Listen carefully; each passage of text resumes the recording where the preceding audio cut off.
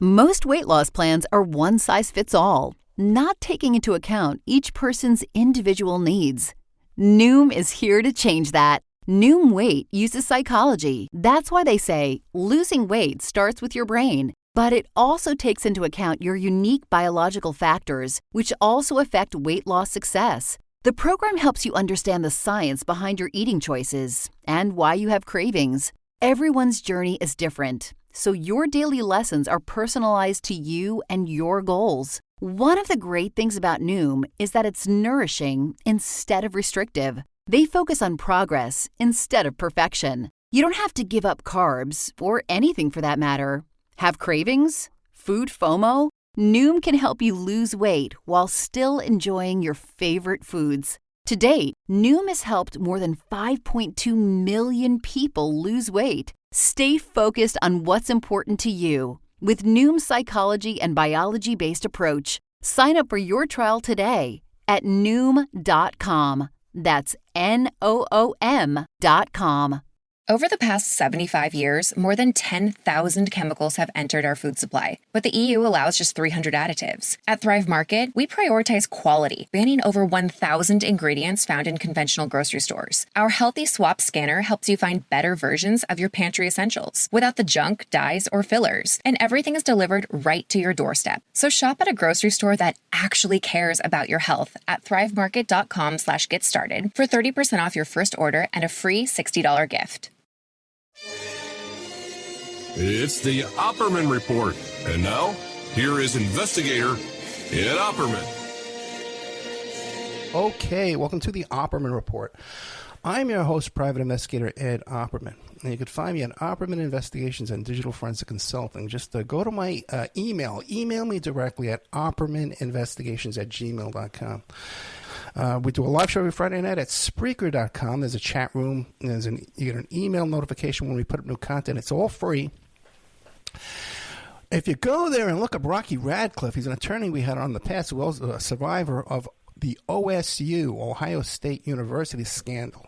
And today we have Steve Snyder Hill, who's a retired Army major. He's an author, and he's part of this group, Survivors of OSU.com. He's also written a book called Soldier of Change. But check out Rocky Radcliffe, and then we're going to get some more details here on Steve Snyder Hill. Mr. Snyder Hill, are you there? Yes, I am. Thank you so much for joining us on the show. Tell us about yourself. Who is Steve Snyder Hill? That's kind of a complicated question. I'm kind of a normal person who had a career in the military and I joined the military in 1988. So I've been in the military for quite a long time and then retired in 2019. While I was in the military, I had kind of a crazy thing happen to me because I was serving in Iraq. And it was the time that the presidential debates were on TV. And they were saying that they were going to repeal Don't Ask, Don't Tell at the time. And I'm gay, so it was very, very important for me what was happening. But some of the Republican candidates had come on TV and said that they were going to kick people out and they were going to repeal it. And I just thought it was really important to get them on the record saying what they were going to do. So they had a Google debate where you could send in a question and normal people could submit questions. And I'm probably one of the first people that did it from a theater of war in Iraq and submitted a question to the GOP debate in Orlando, Florida.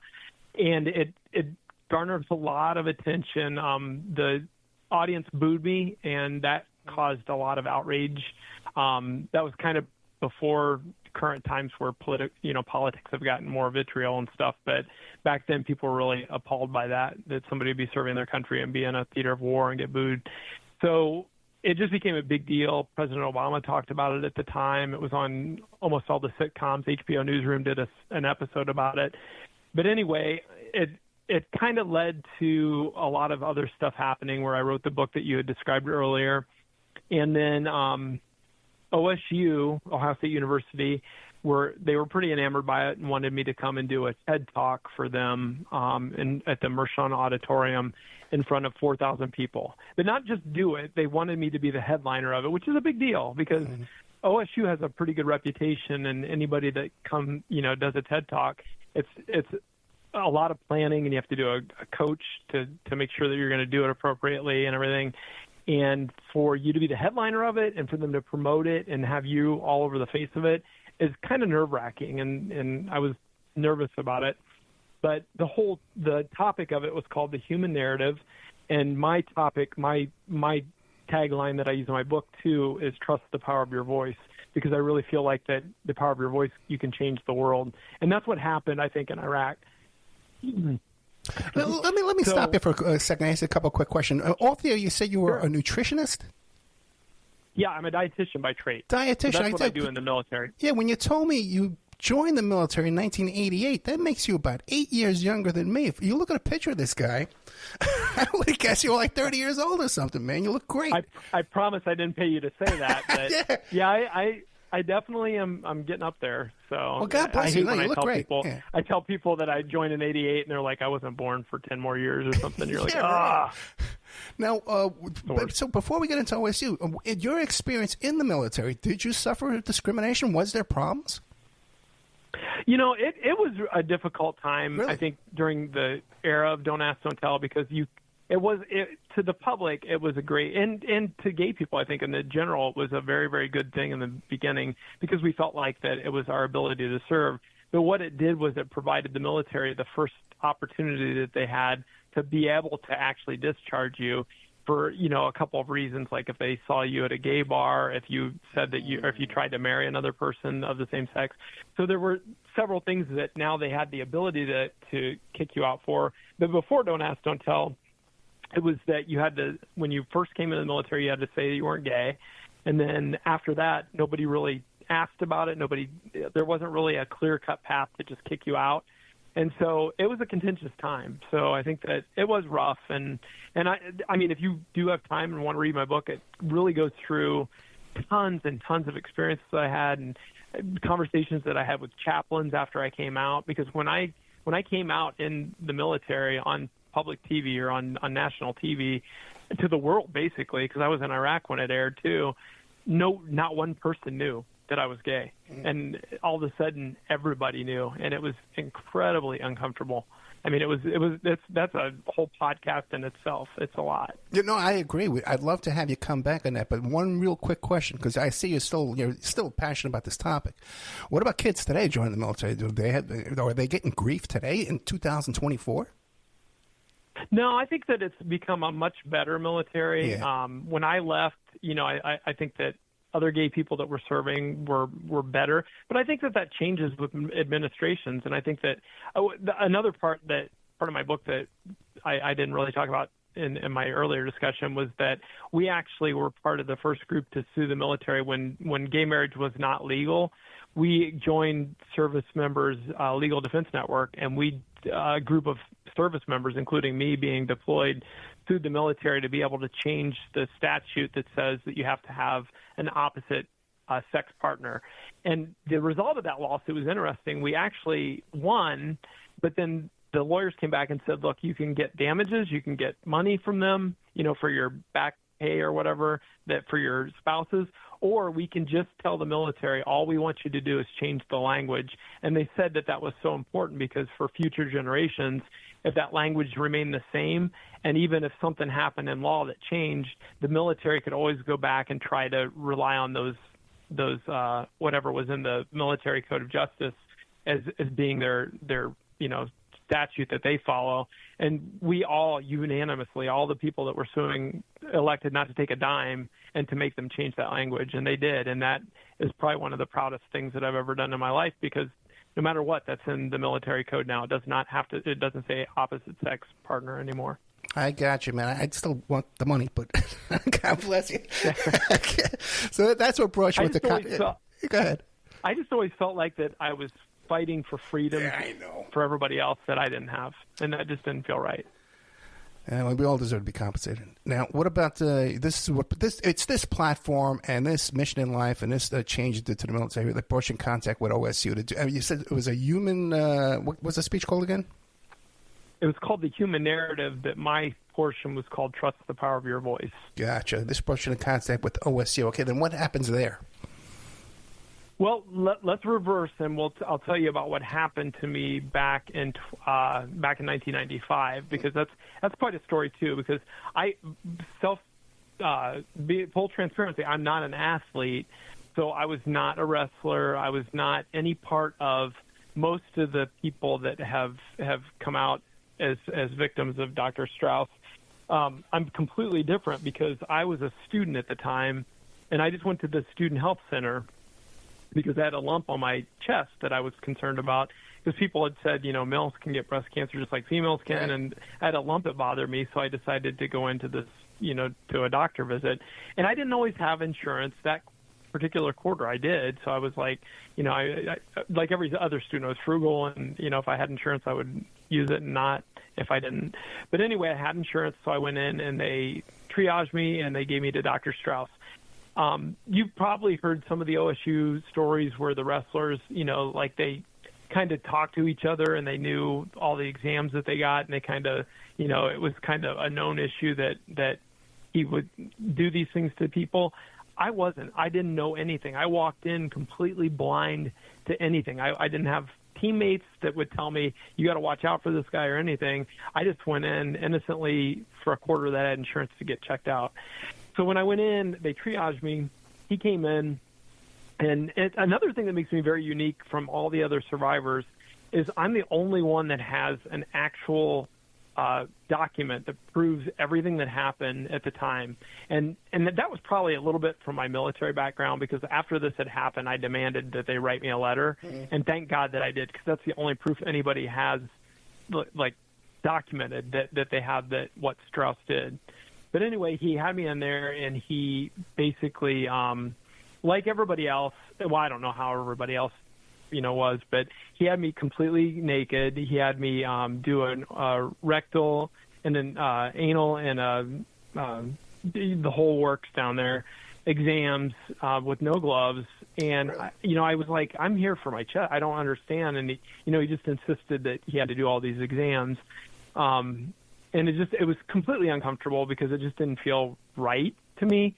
But then as he was doing them, his questioning was what really triggered me before the ultimate thing that he did. But he started asking questions like, well, first he told me and this is from my memory, so it's been a long time, but I think that he said football. He was the football doctor, thinking somehow that was like a impressive thing to me or something. I don't know, because he did ask if I was gay early on, because I had told him that I worked with AIDS patients in our health department as a volunteer. And I think back in the 90s, then, unfortunately the assumption is if you work with people with AIDS that you might be gay or whatever. So I think that might have triggered him to think that I was gay.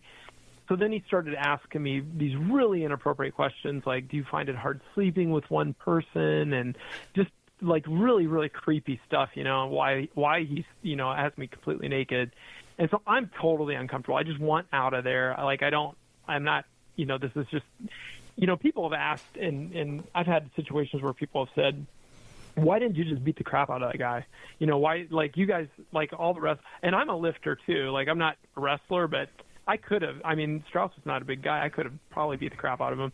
But my always response to them is that you have no idea what it's like to be put in that situation where you go in thinking you're protected and you're safe, and somebody takes advantage of you when you're so vulnerable. And I don't care if you're a male or a female. I think that you just don't know what to do. It's just not. It's the last thing you're going to expect. It's the last thing you're going to expect that morning. I'm going to go to the doctor. I'm going to go. This guy's going to go start and get molested. Yeah, that's terrible. Yeah. And so anyway, he had all that stuff, and then I finally said, look, I think that I'm okay. I don't need my testicles checked. I don't need, and this is after he had already done it. And I mean, if you go through, like you had said, go through that complaint and read it, you'll see it. I mean, and it's the same stuff. I could feel his breath on my testicles. When he was so close to it, and that's the kind of stuff that just grates on you now that you can remember. Yeah. And just the way he did it was gross, but I'll save everybody that stuff. But anyway, ultimately what really, really kind of set me off was that he laid me down and he basically was massaging my chest, checking for the lump. And he just kept pushing his groin closer and closer to my side. And I could feel that he had an erection. And that's when I was just like, I want out of here. I don't know what to do. And he held me there so long that he could have ejaculated. I don't even know. It was just really, really disgusting. I was just really, really upset by the whole thing, and probably should have given a trigger warning to anybody that's been sexually assaulted before. Maybe you can put that, afterwards, put that in there just so that way. But it was awful, and I went home and I was really, really upset about it, and I was angry. I knew that what happened was not right. So this is, again, where my story veers from a lot of the other survivors. I'd been in the military, so I know what's right and wrong, and I know how to handle myself. So the day after this happened, the day after, I called and I complained about him and I said, I want to speak to the top person at Student Health. And so they ended up, I got Judy Brady. She wrote down all these things in my complaint, and she said, I'll have somebody call you back. Well, Ted Grace is the Strauss's boss's boss. He called me back and he said, Strauss denies all the stuff that you said, because my complaint, and I'm happy to send it to you and you can post it and let people read it. Okay. My complaint's very, very, very, very detailed about every single thing that he said or whatever. And he basically said Strauss, denies everything and whatever. And I said, well, I'm not happy because it's true. It happened to me. And he said, well, why don't you come in for a meeting with us and we'll sit down and talk. And so I was very uncomfortable. I took this person that I was dating at the time with me because I didn't know, as I was a kid for all intents and purposes, and so I took this, my boyfriend at the time with me to go into this meeting. Had no idea what to expect. We walk into a room, it has Strauss. And again, I want you to think of this. In today's world, would you ever put a sexual assault survivor in front of their predator in a meeting like this? And that's what they did to me. That's what OSU did, is that they put me in there. There was a counselor, her name's Louise Dow, she was in it, and then Ted Grace, his boss, and then the person that I brought to the meeting. And so it started really weird. Like, Strauss was very calm and kind and shaking, my boyfriend's hand, introducing himself. And as we started to get into this complaint, he just kept, at first he was just, well, of course I asked if he was gay because that was relevant to his sexual history and blah, blah, blah, blah. And then as he couldn't explain stuff, he started to escalate a little bit. And then when it got to where I told him that he had an erection and they pushed it against me, he slammed his hand down and screamed at me in front of everybody and said, "You're trying to ruin my reputation." And he was nasty. I mean, I don't know if you've gotten that story from anybody yet, but Strauss was a small guy and he could be nice, but he could lash out nasty. And when it happened, I looked at these two doctors that I was with, because I was a kid, and I'm like, scared. Like, I'm not scared of him, but I'm like, what do we do now? And they both looked kind of terrified, because I don't think anybody expected that.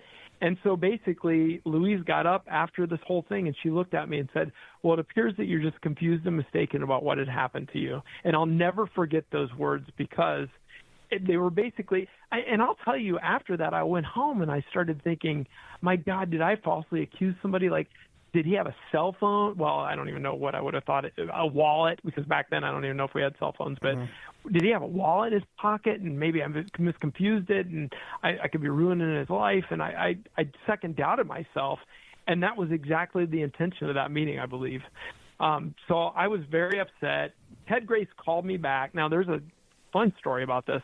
Ted Grace just lost his medical license in 2020, I think, because he lied to me and I did a complaint against him. So this doctor, present day, who was still working in student health at a different university in Illinois, lost his medical license for lying to me about this, and also lost his medical license in Illinois. So this guy lost his job. I took away him being a doctor. So if anybody wants to question whether or not we're telling the truth, somebody just lost their medical license because of it. And he's the only one that has had any punishment in any of this. OSU hasn't taken any punishment whatsoever, or even really any accountability. But so Ted called me back a couple days later, and he said, "How do I make this right?" And I said, and I don't know what possessed me to think of all this stuff, but I said, "I want three things from you. I want your personal guarantee that he's never done this before. I want it to be documented in his file, and if it happens again, I want you to tell me, and you should be asking this on the medical forms if people are uncomfortable with people." And so we went through all this stuff, and he said, "Sure, I can do all that." And so I said, great, then put it in a letter to me. And it was just silence for a second.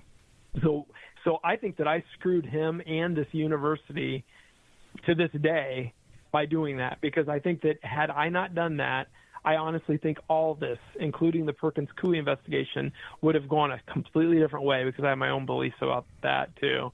But so he did. He sent me a letter that said we've had no complaints. We've only had positive comments, and we will. I remember reading it and thinking I was mad about it, because he only said in it that he would consider prior complaints with future ones. And at the time I was thinking, that's not what I asked. I asked you to call me, but he didn't offer me any other recourse, to call or appeal to anybody else. So I just stuck that letter in a basement and just forgot about it for 24 years.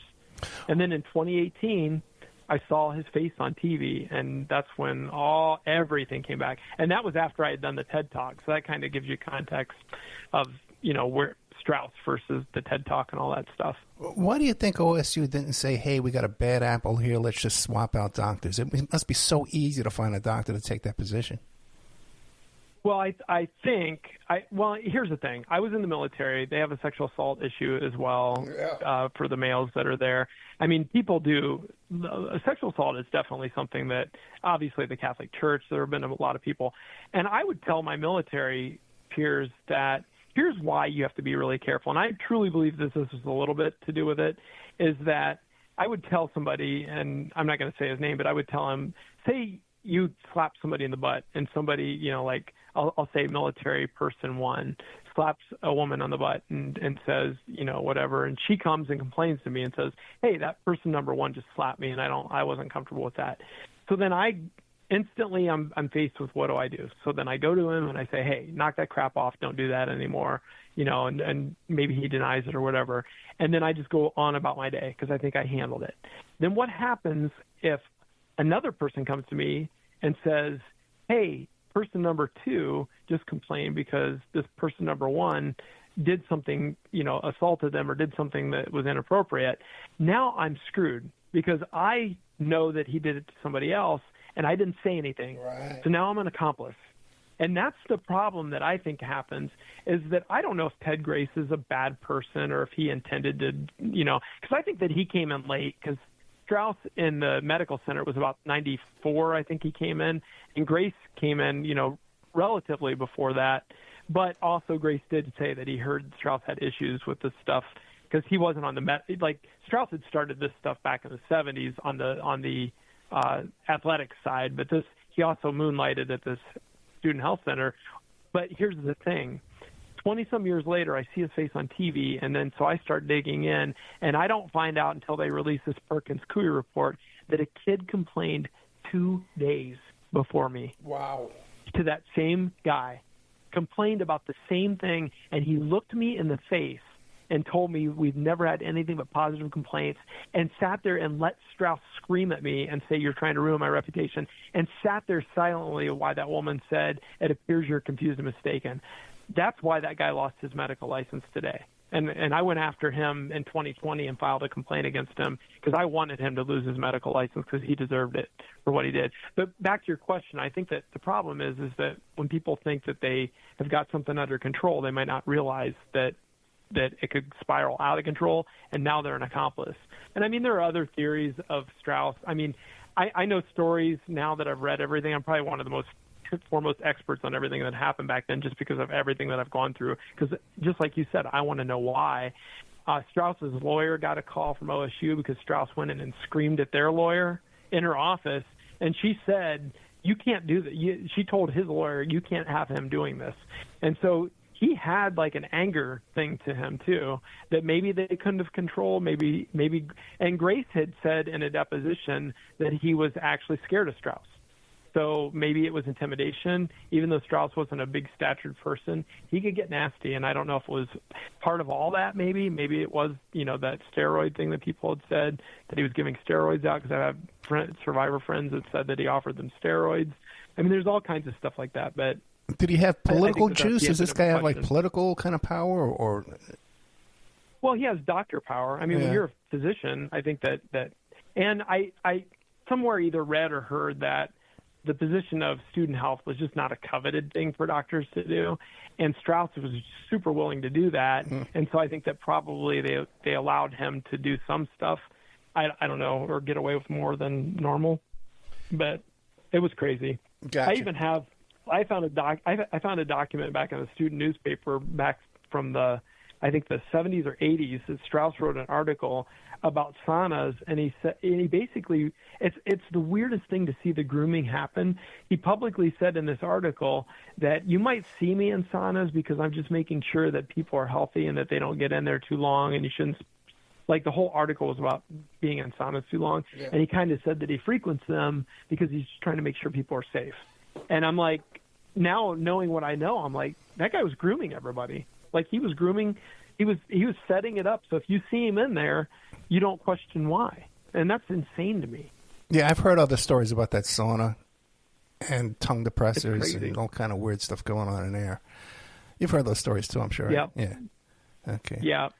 So, but part of my grief with this whole thing is just that OSU, it's not only that, well, I mean, this is difficult to say. It's not only that they covered up sexual abuse and hid it for 20-some years.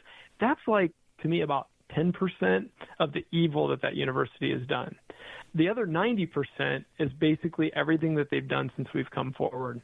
And it's honestly, I mean, I'm going to lay it out for you. If Go ahead. Yeah, I'm ready. Yeah. Okay, so the first guy comes forward, the whistleblower.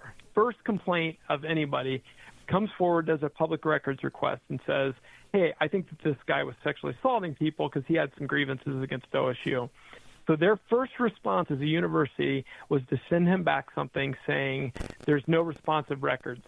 So that was their first lie right away. Nobody's ever talked about that. They've never explained why they lied about that, because there are thousands of responsive records.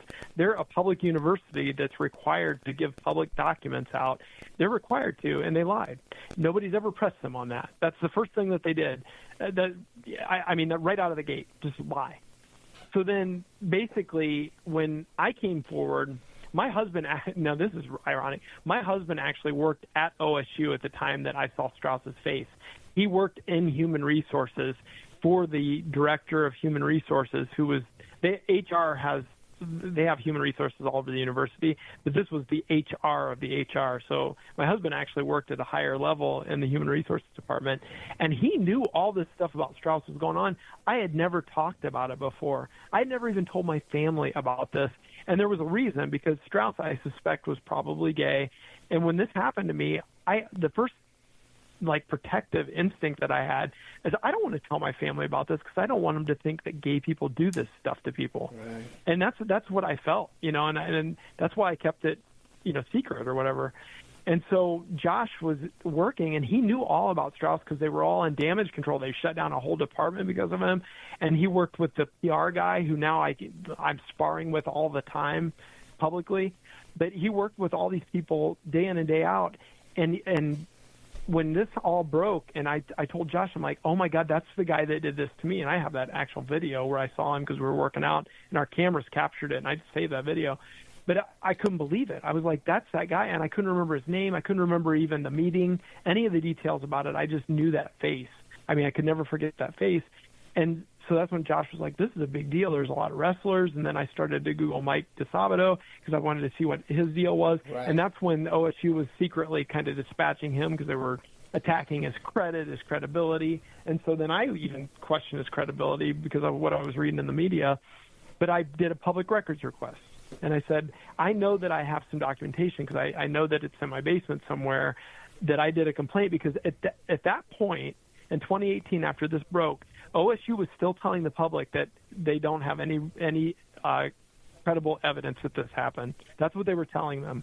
So then I come along, and I think that they were hoping that I wouldn't, because I had documentation that nobody else did. And if I didn't come and ask for it, then they never had to produce it. And trust me, based on what I'm going to tell you, they wouldn't have produced it. I'm 100% sure of that. But anyway, so I did a public records request, and they basically kind of hem-hawed about it a little bit. And then I kind of pulled the military card and said, look, I've got drill this weekend. And I said, the Perkins Coie investigators I contacted and said, I think that I might be one of this guy's victims. I complained about him, and I think I have documentation. They wrote me back right away and said, Steve, we're so glad you came forward. We were hoping you would. And I was like, what does that mean? I was like, if you were hoping I would, why didn't you reach out to me? Like, that just seemed shady to me, because I was like, if you knew what I know and you have that documentation that I want, then you should have been calling me. And they knew how to get a hold of me. I just done a great big, TED talk for them. But anyway, so I asked for this documentation. So I did get my complaint. I had never seen the complaint. I only knew what I told them. But to see it in paper all these years later, after you've heard all these awful stories about Strauss, was just awful. I mean, it was just awful to read. Josh was reading it, and he's like, oh, my God, Steve. He's like, because I put stuff like I couldn't look him in the eye. Like, it was just, I felt bad the whole night, and just stuff like that were in my complaint. But then Ted Grace's letter that basically showed that he lied, because obviously we know, well, I didn't know that he lied then, but I knew obviously Strauss had done this before based on all these other kids. So the fact that he said we'd never had a complaint, I suspected was a lie, but I didn't know for sure when they gave it to me. So about December, Perkins Coie reached out to me and said, hey, were you in a meeting with Strauss? Because we found some documentation you were in a meeting with him. And I'll be very frank with you. At that point, I couldn't remember the meeting because it was 24 years ago, and I think that some trauma, you suppress some of that stuff. Sure. And so I told my lawyers, no, I wouldn't have met with him. I would have told you that, and I just didn't remember that. And so then I asked Perkins Coie for that. I said, well, can you give me documentation? Maybe that'll trigger my memory. And they're, of course, no, we can't do that. So then I did I'm always a fighter, so I did a public records request for my documentation around my meeting, because they're required by law, by the Sunshine Act, they're required by law to give me that documentation. Now, they aren't required to give media some of that stuff, but this was my own documentation. They were required to. So they, 155 days, gave me BS answers where they were just like, we're working on it, we're doing all this stuff. And so I just started to get mad. And so I wrote the Board of Trustees. I copied in the media. I copied in the president of the university, because they hadn't released their Perkins Coie report. And I said, you guys are liars, and somebody needs to either, you're breaking the law. I said, you either need to give me this documentation or you need to tell me that it doesn't exist. But this business of 155 days, I know that the kind of quote-unquote, statute of limitations for getting that paperwork to you is roughly 30 days. The law is unclear because it just says within a reasonable time, which of course is subjective, but 155 days is not reasonable. So then I threatened them, and then that night I got a FERPA waiver, and I was like, oh my God, Josh, they're going to give it to me. I can't believe it. They're going to tell me what happened at that meeting. And so the next day, I remember telling Josh before we went to bed that night, I said, how much do you want to bet Perkins Coie gets released tomorrow? Because they're going to give me my paperwork tomorrow. Mm. And I said that almost as a joke. The next day at 9 in the morning, I got my paperwork. 9:36, they released the Perkins report. And they claimed that, that was I didn't change their timeline or nothing. But that seems awfully suspicious to me that all of a sudden they released all this stuff when they knew that I would have, because they gave me a little bit of my stuff before, but they didn't give me the stuff about my meeting and all that other stuff, because that's what told me that Grace lied to me. That's what told me that a kid before me. And it's convenient that they left off what I could put together, what they paid $6 million for their Perkins Coie report, and they completely just broke the law, broke public records law. So then I filed a complaint against them with public records and said that they broke the law and fought them in court. And I didn't even know what pro se meant. I had to Google it. That means to represent yourself, because I did. I represented myself.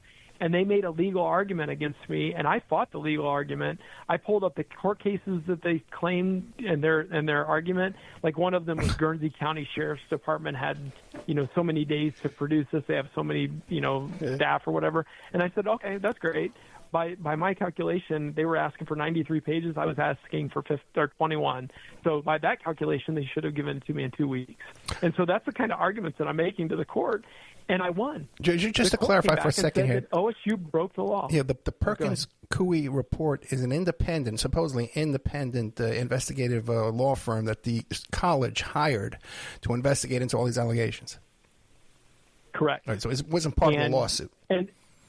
And the funny thing is, back then they always dismissed the language that we said they're OSU's lawyers. They always dismissed that. But today, in present time, all of a sudden, they were our counsel, and that's why it's attorney-client privilege. So everything changed. They're really? so manipulative and everything. Oh, yeah. They basically said that's what they're fighting right now. They don't want to even include the Perkins report and any of this lawsuit because now they're saying, and I can't make this stuff up. You please fact check me. I want your audience to fact check all this. But now they just filed in court, and they said that the Perkins Coie report that they bragged about, I have their board of trustees bragging about how they led the effort to expose Strauss when they really didn't. It was a whistleblower. But I have all this audio of them saying that, but now they just filed to the court that it's hearsay, that they can't validate any of it. It's so funny. It's so funny how everything's changed. I really wish this story would get more publicity because all people really know about it. Well, something went on in the locker room. There was a teacher, there was a doctor, and Jim Jordan. What happened? Did he see it? Did he didn't see it? There's so much more. Real quick, Les Wexner's wife, is she still a trustee? I don't think she is. I think she resigned from the board. I could check that, but I don't think she is anymore. Let me see. Yeah, because very bizarre. All this took place in the Wexner building. Okay, the guy. Well, I mean, the thing is that is funny is that Les really does kind of own Columbus. He's very prominent in Columbus, and you don't really mess with him or the family or whatever. And so, like any kind of accusations, as a quick scan, I don't think she's on the board anymore. Gotcha. But she was definitely on the board while this was hot and heavy. And so I think that was part of the beef that people had is that he was going through his own scandals with Epstein and all that stuff. But I'm pretty clear cut about stuff. When people ask me about Jordan wasn't part of my story. I mean, I think that he's extremely disliked in Columbus. Like when we protest, people will scream obscenities about him all the time. So I think he's extremely disliked, but he's not part of my story. I wasn't part of his. But the thing that I always challenge, and I can say this because there is a document from Strauss's lawyer that basically complained to OSU when all this stuff was coming out. And I can quote, it says, rumors and innuendo are rampant across the entire university campus as well as other campuses about Strauss. So he was complaining that everybody knew. Like, he's like, everybody's talking about my client and everybody knows this stuff and everybody's saying all these rumors. So my question to Jordan would be, if your locker's just a couple down from this guy and his own lawyer back then was saying everybody knew, how in the heck can you say that you didn't know? I just don't know how he can BS his way out of that, But again, he's not my story. Right. I don't really, I personally don't care for him, but I'm not going to try to pull him into something that he's not part of me. But I definitely would ask him that question: is how can you say you didn't know when he's saying that the rumors are all over the place? We only have about 15, 16 minutes left. We're talking to Steve Snyder Hill from survivorsofosu.com. He's written a book called Soldier of Change. So, Steve, we were discussing you wanted to bring out all the nefarious behaviors of OSU. Have you covered that yet, or is there more? Okay, well, I will try to talk faster so you can get all this stuff. Yeah. So basically, I filed this complaint. OSU lost it, and I won a $25 settlement because that's how much it cost me to file. OSU had to pay me that. I didn't even cash. It's on that check is on my wall framed because I'm so proud of that because it was me defending myself. Trust the power of your voice, and I believe that. But then OSU's lawyer wrote me back while I was fighting them because I'm not a lawyer. I don't know how to do this stuff. And she wrote me back and said one of my filings was not allowed in all caps. And so I was like, oh, God, did I do something wrong? So then I'm trying to figure out what I did. And technically, now I know this later, is that the way the court works is that they ask for stuff and then you have to wait for them to ask for it before you file. But they ended up allowing it because it was my rebuttal to what they had said called out a lot of crazy stuff because they told the court, and I'm not making this up, they told the court they didn't want to give me that documentation because they were afraid that it would traumatize me. Wow. That is such BS. I was like, how can you say that? So anyway, so she told me it was allowed, so I complained about that too because I was like, that's like a lie. It was allowed. The court did allow it. And then she wrote back and said, oh, I'm sorry, I misspoke about that, but I sent it to my own legal team. I didn't mean to send it to you. So again, here's OSU telling me she's trying to make me believe that she hit reply to all and then somehow went through and deleted all of her fellow attorneys and then accidentally sent me that's not allowed email. It's just they're just lies. And here's the best part, that when we did this, and I'm going to just break, well, it's not even breaking the rules because I basically agreed to this in the beginning. We had a mediation before we did this court case for this documents. In the mediation, they said that this is confidential. And I said, wait a minute. And I did say this. This is like I have a recording of this because I recorded the whole thing. They said it's confidential, and I released this later. But I said, I don't agree to confidentiality if I find out any laws are broken. And nobody disputed that. So I feel like that I'm within my right to make it not confidential anymore.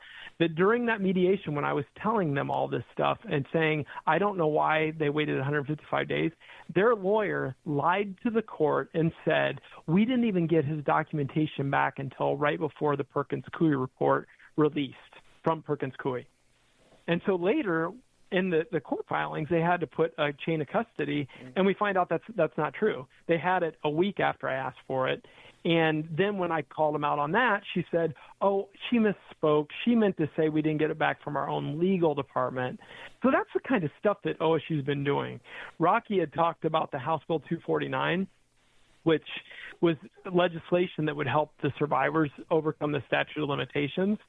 OSU put in letterhead that it would be inappropriate for them, because this is what they do. They lie to the public. They put in letterhead it would be inappropriate for us to have a stance on this legislation when Dr. Drake, the OSU president, met with Householder behind the scenes secretly and got that bill killed. And then OSU, in their own documentation, behind the scenes, were bragging about how they had that legislation killed. And then they told people, the public, it would be inappropriate for us to have a stance on it. So it's just like that kind of shady stuff that they're doing. And then the other thing is that when this settlement program, now this is something I really want people to understand. Now I'm talking about the public settlement program because there is a private one that we're not allowed to discuss. This is the public one, and you can probably download these documents. Well, you can definitely download all these documents from our website, survivorsofosu.com. But this public settlement program, when they sent it to us, here's what it said. It said, you have to drop all your lawsuits. I'm paraphrasing. You have to drop all your lawsuits. You can't talk about settlement at all or what you get. There might be no settlement. You might get $0 from us. You have to agree to all this before you do any of this, too. So you might get $0. There might be no settlement. You can't talk about the settlement. You can't talk about if we gave you $0, nothing. Once you're enrolled in the program, you can't get out of it. And you can't ask for any Perkins-Coie investigative materials, any more materials. You can't ask about anything else that happened. And you can't speak non-disparagingly about us from 2018 on about how we've acted. Now, wait a second. Was this a settlement agreement? No, Was this specific to Steve Snyder? This specifically said all this crazy stuff. Yeah. And so we were like, are you insane? Why would we do? You could give us the middle finger and not give us one bit of settlement, and we couldn't speak about it, and we can't talk bad about you. Well, but wait, Steve, so was this just for you, or this was blanket for everybody? No, this was everybody. This was the public settlement program. You can get on our website and download the actual document so you can read it for yourself. So, of course, we were like, you're nuts. We're not going to do that. So then what OSU does is turns around and tells the public, we offered them the chance to settle, but they chose not to, making us seem like we're greedy. So that's the kind of crap that OSU has been doing, current day OSU, that's still in charge of other kids. And I'm not even done yet. Yeah. So here's my other list. Is that we've tried to talk to the Board of Trustees. We've done that every year we've talked to the Board of Trustees, and OSU's always been kind of crappy about it and tried to derail it. Well, the fourth year, they were just done with us, and they did not want to speak to us. So Ben Johnson, OSU spokesperson, just lied to an AP reporter because she asked, what's the status of Mr. Snyder Hill's request for you guys to come and speak to the board? And he said, OSU believed this request not to be active anymore based on our correspondence. And she called me and said, did you cancel your request? I was like, are you kidding me? So then I got so mad, and I got on there, and I basically railed against everybody. Well, we did get in to speak to them that year. But later, with the public records request, I got to see what he told her, which he lied. They lied to get us derailed. And then they turn around and tell people in a court filing, we've welcomed the survivors to speak to the board for a healing. That's the kind of crap that they've done. It's just insane. They just keep doing this stuff. And, I mean, the Board of Trustees, these Board of Trustees, and I want people to get up and Google them and look at their faces and know what companies they work for and what companies that they're attached to, because they've claimed publicly that they're going to do the right thing. They're committed to a fair and monetary resolution. That they've led to the effort to expose fraud. All these things are just lies. And it just keeps going on and on and on. And they've fought us now for 6 years. And so back when I told you 10% of my trauma was Strauss and 90% is OSU, I mean, the 4,000 times in their filing about the Perkins Coie report, they denied. They put the word deny 4,000 times, denied every single thing that we said. So to this day, in their court filing, 4,000 times they've denied it, even though they paid $6 million to have a report when they thought they were protected under the statute of limitations. And then we won that under appeal, and then the Supreme Court rejected listening to it. And so once they realized that strategy wasn't going to work, what do if you're a liar? You pivot, and now they're saying, oh, well, we just think it was hearsay. And you're like, somebody needs to wake up and listen to this story. Because if you are, I would never send my kid to OSU. I would never trust them there. Because that's the type of people this board and these people are. And they're fighting us, and they're trying to make they tried to make Mike DeSabato look bad. They're trying to make us sound greedy. And now they're trying to say that we can't get emotional damage because of another court case that the Supreme Court ruled that you can't get emotional damage. And they're basically just spitting in our faces and saying, well, if you can't get emotional damage, then what do you really want? Do you have some doctor bills? What? And that's the way that they're acting toward us. And it's so gross. I mean, lawyers are probably a lot more, calm and dispassionate. When you're not personally involved. I'm not used to being sexually assaulted and having somebody treat me like this. Well, a couple of things. Mike DeSabato, I can vouch for him. I've spoken to him several times off the air. We've never had him on the air, but there's a legit guy. Quick question about. Well, he's not allowed now. You know what? He was willing to, though. You know what I mean? I just he can't speak disparagingly about him because he signed that document. Yeah, I know, but I could have pushed him. I could have got him on. He's not allowed to say that. I could have got him on here. It's so crazy. Because he said, man, he told right after he signed that, he said he still wanted to come on here. I said, check it. Well, I keep telling him he needs to be careful because honestly, the way that OSU is, if he signs something saying that he can't, and I even had a student reporter press them on that and say, what does non-disparaging mean? Like, can Steve say that you broke public records law because you did? Because it's proven in court. And he's like, he just got mad and said, well, they just can't speak non-disparagingly. They just keep it super vague. Did anybody agree to this public settlement program, like without an attorney? People, I guess it would be only people who didn't have an attorney who agreed to that. No, there were some that did. But, really? Again, it's not – here's the thing is that – and some people did get a settlement. So I don't want to just act like that OSU made that settlement program and they were going to gyp everybody and not give them any settlement for the damages that they incurred. But I will say this, that there were a lot of people that did it. I think that some people regretted it. And I don't want to speak badly about the people that settled because, honestly, this has been a 6-year battle. So I think that people are just tired and exhausted. And I've spent thousands of hours going through this documentation and making this website. We pay for that ourselves. We've flown planes over the OSU thing. That's all paid for by survivors. So, just to get our story out there, we're using our own expenses and we're using our own voices and our own resources to do all that stuff. Okay, so now let's say I was working for OSU in this litigation here. I would say, hey, this Stephen Snyder Hill, let's approach him and offer him, what's it going to take to get him to be nice to us and go away? Has anybody tried to approach you and make a deal with you?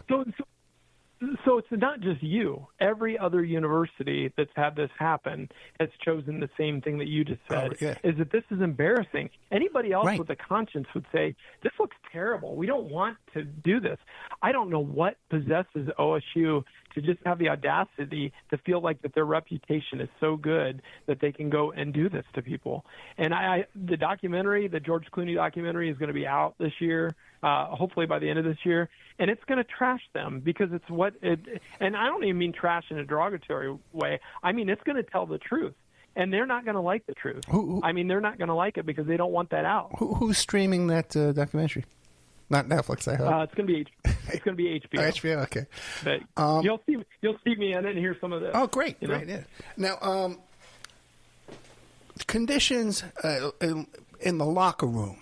because at one point they were allowing anybody who worked at OSU, gardeners, maintenance men, painters, whatever, could go use those locker rooms and use the gym facilities. Has that policy changed?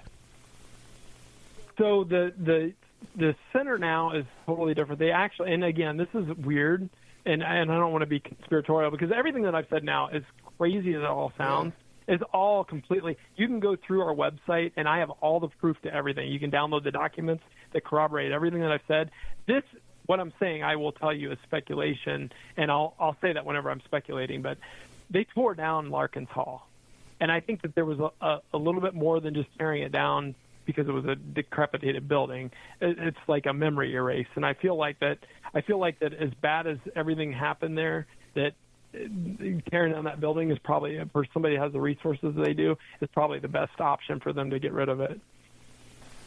But so I'm sure that now OSU has different. I mean, and I'm not giving them a buy in any way, saying the 90s were a different time, because none of this was ever acceptable. But there are definitely more eyes on them now. They have, people can have social media. I think that they have to be very careful. Although I'll say, even though that I say that, and people should be confident thinking their kids would be protected, they've had a band controversy where this band leader had a sexual culture that, he ended up getting fired. They had a diver that had, like a underage, situation that happened. They've had some football players that had some rape allegations. I mean, so OSU hasn't learned. Like, they'll tell you, here's all the things that we've done. They even said that they did a sexual assault task force after us. And I have great audio from all of our local news channels that was like, they didn't really give any specifics. We don't really know what they're doing or what this is designed to do. It sounds great, and then they act like they're going to be the leader in the sexual assault task force. Well, at the end of the day, what it was 3 Zooms, I think, where people came in and did a presentation, and then they wrote a report summarizing what they learned in the Zooms. But that's all it was meant to be, as a PR thing. And then the one thing that I did not say that is probably the most egregious thing that I think they did was that in 2018, when this was all breaking and Mike was, people were thinking he might be lying and they were kind of painting him as a liar. In 2018, OSU released Strauss's clean personnel file to the public. Now, when they were fighting me in court, one of the things they kept saying is, we don't want to piecemeal release information because that could be traumatizing to people, and that's why we're not piecemeal releasing anything. And that's how they justified lying to me in court and trying to keep my public records. But here's the thing. They didn't mind piecemeal releasing his clean personnel file that somehow, out of the thousands of documents that talked about him raping people and sexual assault and them lying and all that stuff, didn't make one of those documents into his personnel file. So I think people need to be outraged and go back and say, you need to explain that, OSU, because now we have thousands of documents. Now you have a freaking school report, $6 million, saying that you knew. And here's the thing. They released that document when they were fighting me not to give me my documents. So if you want, this isn't conspiratorial, if you want to know what their intentions are, that's right there laid out. They knew that I had documents. I threatened them saying, if I find this in my basement before you give it to me, you're going to be in big trouble. They knew what it said because their investigative team told me, we're so glad you came forward. We have your documentation. So they had it. But then they released his clean personnel file. So they were trying to lie their way out of it in 2018. So nothing's changed in 40 years at OSU. If another sexual assault predator comes along, it's going to be the same thing. Well, on that note, we're out of time. Steve Snyder Hill, thank you so much, man. This is great information. You present this incredibly well. And we're going to be doing a series of shows on this, and I'd love to have you back talking about your experience in the Army. SurvivorsofOSU.com. Steve Snyder Hill, you can find him on Twitter. Retired Army Major. Soldier of Change is a book he put out. Mr. Snyder Hill, thank you so much, my friend. Thank you very much. Good night.